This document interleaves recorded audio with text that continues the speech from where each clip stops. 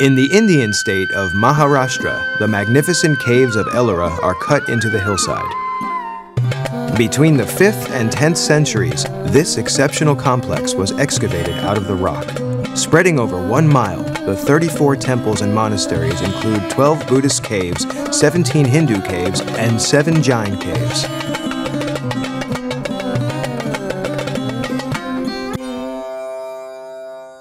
The Buddhist caves are the oldest at Ellora, exemplified by the Tintal Cave.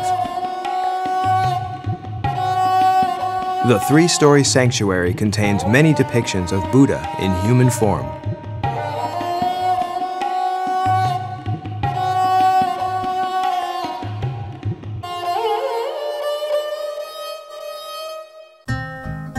The Vishvakarma Cave, also called the Carpenter's Cave, contains the most beautiful figure of Buddha. Beneath the stone ceiling, which has been carved to look like wooden beams, is a huge seated Buddha.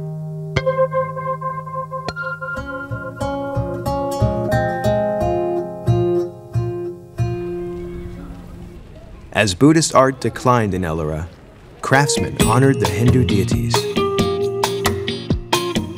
In the 8th century, they built a monumental structure. The Kailasa, a colossal temple carved from a single rock, is twice the area and 1.5 times the height of the Parthenon. It took nearly a century to build. It is devoted to Shiva and recalls his abode, Mount Kailasa in the Himalayas. The god is depicted in different poses on the facades of the monument.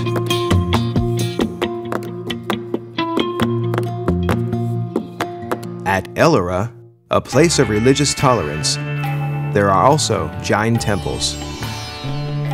Indrasabha Cave is the centerpiece. Despite the ascetic precepts of Jainism, the Jain sanctuaries are richly decorated. Traces of paint reveal the original bright colors of the low reliefs. The entire Ellora Cave complex was inscribed on UNESCO's World Heritage List in 1983.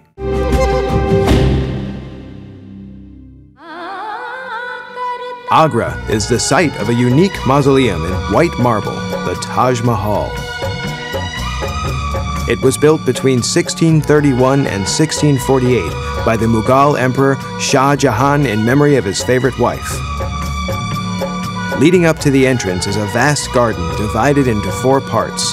To the Arabs, it is the incarnation of paradise on earth, the antechamber of the paradise promised by God. It took 20,000 workers to build this perfectly proportioned structure. The walls, in faintly translucent white marble, are adorned with delicate sculptures and inlaid patterns.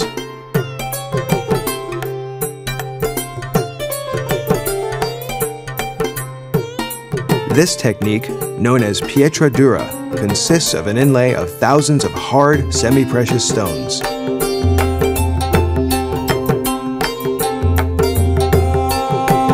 The flowers created with this technique run through the mausoleum, proclaiming the triumph of life.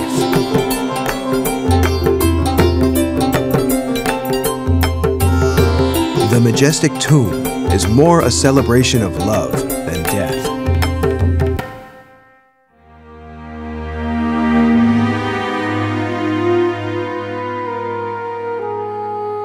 In the middle of the burial chamber, the precious marble decor is adorned with plants.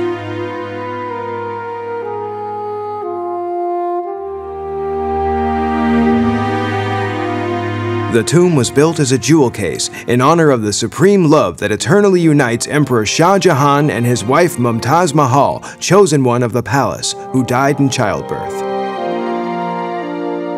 The sarcophagi are actually cenotaphs, empty coffins erected in memory of the dead. The real tombs are housed in a crypt that is not open to the public. The Taj Mahal overlooks the Yamuna River.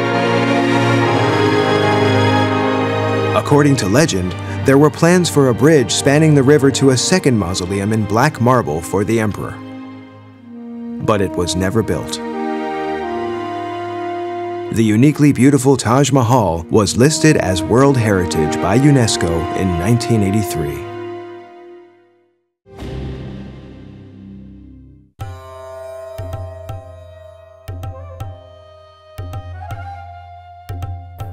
In the heights of Agra, in the Uttar Pradesh province, rises the bright red fort.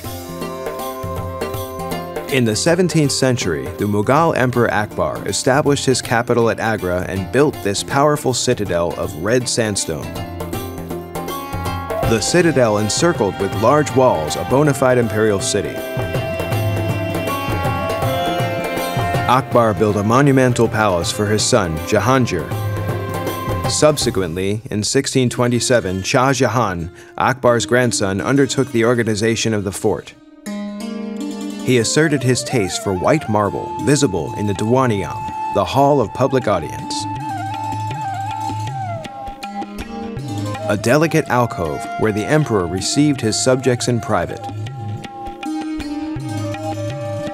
In the heart of Red Fort, the court of the Mughal emperors led a brilliant life infused with music and poetry.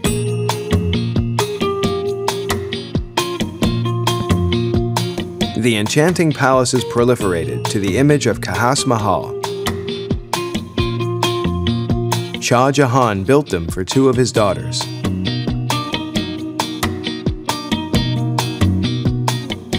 Its stuccos and marquetries offered the women a magnificent vegetal decoration.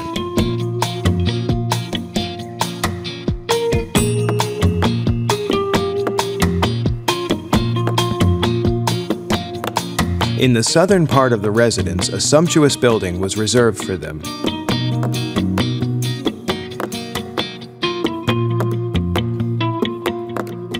The Musaman Burj, this elegant octagonal tower, a place destined for women.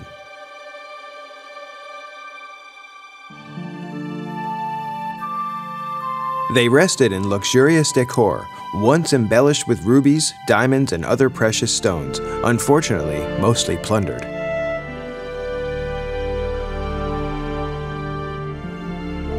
From the windows that opened onto the Yamuna River, the gaze of the inhabitants could rest on a magnificent mausoleum in white marble, the Taj Mahal.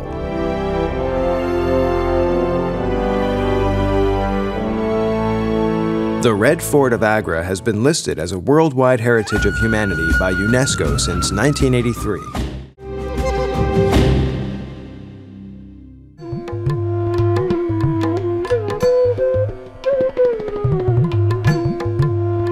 Northeast of the city of Bhopal, the area of Sanchi hosts exceptional Buddhist monuments.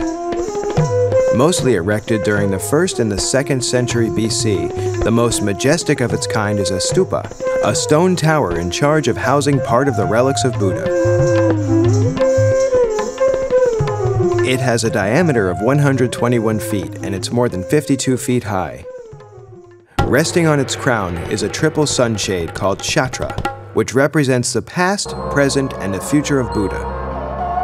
Early Buddhism refused to represent Buddha in human forms. It was represented by a series of symbols like the Bodhi, the wheel of the law, or the imprint of his steps. The four Torana, the porticos disposed at the four cardinal points of the stupa, represent episodes of the life of Buddha. On the east portico, the finely carved stone evokes Buddha's youth, a prince living in luxury and pleasure.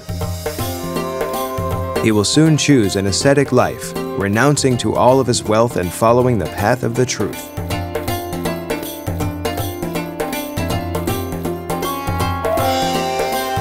This fabulous destiny is illustrated on the northern portico in the famous scene of the awakening. Under the Bodhi tree, the young prince achieved illumination after resisting the temptation sent by Mara, the demon of death. Buddhism was born, but its expansion was not always easy, as stated on the South Torana. A carved curl represents the confrontation opposed by 7 Rajas at Buddha's death for the possession of his ashes.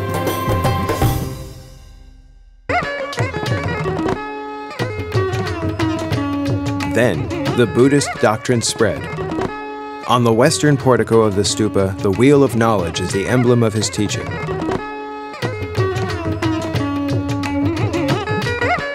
The sanctuary had been a famous place of cult for a long period of time. The faithful gathered to honor Buddha with offers, hymns, and dances.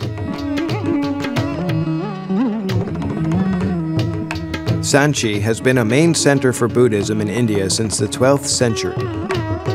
It has been inscribed as a worldwide heritage of humanity by UNESCO since 1989.